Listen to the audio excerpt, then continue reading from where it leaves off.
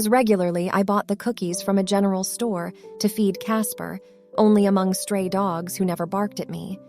And at the same time, he was waiting for me, standing on his terrace, watching me feeding Casper.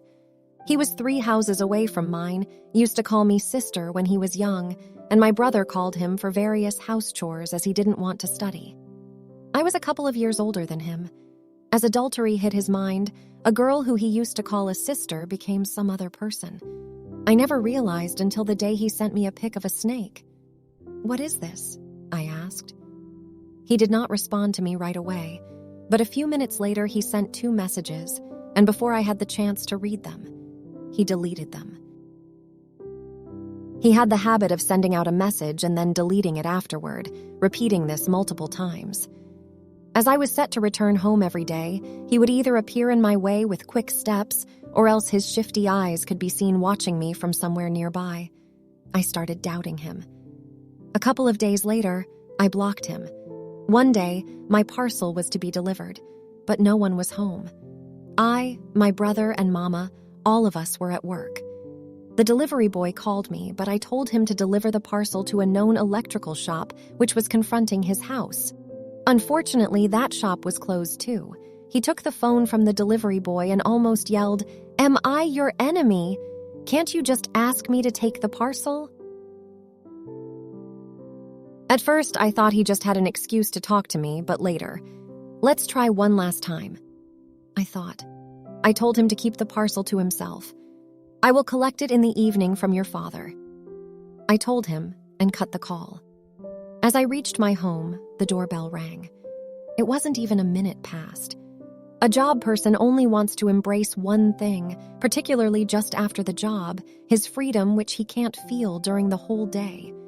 But that sound of the doorbell just made me crazy for a second, and I opened the door. And I was stunned. He was standing there, having my parcel in his hand. He was clean-shaved that day, looking absurd because his chin was looking more pointy without his beard. A new maroon-colored t-shirt was multiplying his absurdness and more of it.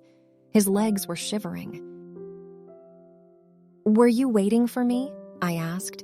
He didn't answer, but he mustered his spirit and told me, "I like you a lot. What made you decide to block me?" I tapped my forehead with my hand.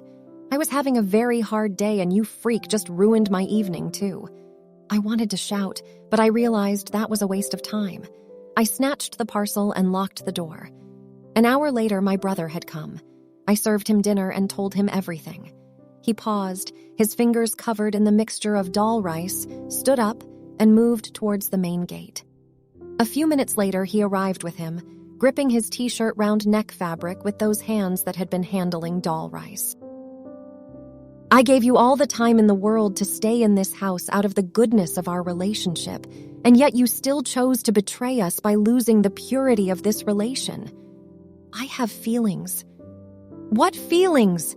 My brother slapped him. "Which kind of person has feelings for a sister? Only a psychotic one." My brother said, "It's just true. I'm not making anything." He insisted. I went into my room, but that was weird. "Let me call your father." My brother called his father, and he didn't resist. A couple of minutes later, his father came. My brother explained to his father the whole scenario. Uncle was neutral. He just gave a look at him like he expected nothing good from him, like he was an unwanted son. Maybe he knew that his son wasn't capable of being a civilized one. He was just supporting my brother but didn't scold his son. It was useless. Both father and son just vanished. I went over the roof to see what happens after here between the father and the son. Nothing. I was shocked. Uncle turned to another way, which met at a pawn shop, and he, the psycho, went to another, maybe to another misguided person. These things I knew he won't keep secrets. He would tell his friends and so on. Maybe they will label me with something. How disgusting is that? I was thinking extreme. My brother is fiercely protective of me. He could have behaved aggressively toward that weirdo, but he decided to let him go. I was thinking about other boys who called me sister.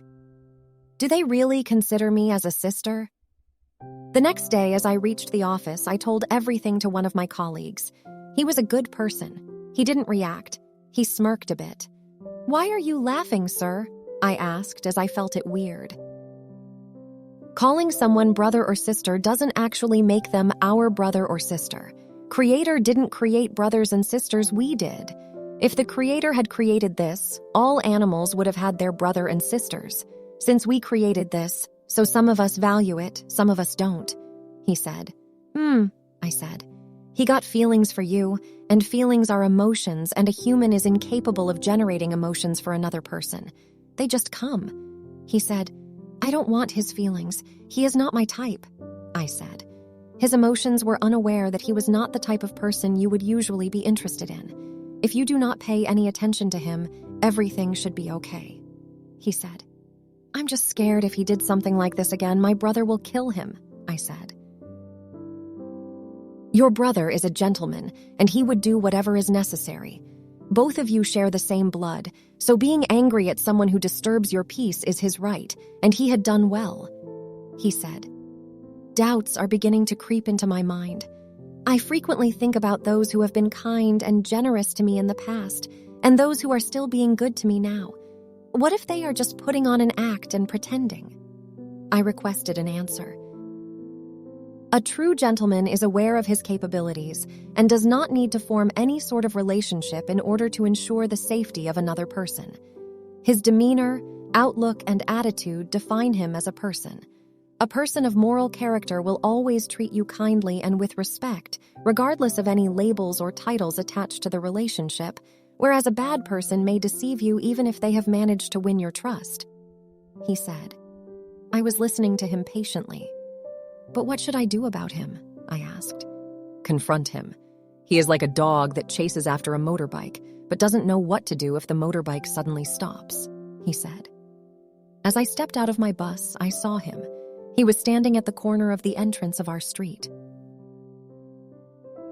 Come here, I shouted. He faked his canny smile, but he came. Every day you come and take up a spot here. Sometimes it is in this corner, other times it is in that corner. We classify these types of insignificant deeds as petty acts. Nobody appreciates someone who is mean. Examine your behavior if you want to receive respect in the future. If this happens again, you will not be pleased with the consequences. I yelled at him. People had their eyes fixed on the scene.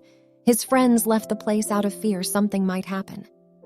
I'm sorry, he said and left. When the new day arrived, I relayed the entire story to Sir. His face lit up with a joyous laugh. He will not be so bold as to approach you again, he said. Thanks for investing your incredible time. Comment below. What did you learn from this story? Don't forget to subscribe, share, and hit the bell to get notifications of our new story. Plus, check out our blog stories, aroundyou.in, for more awesome stories. See you in the next story. Till then, bye-bye.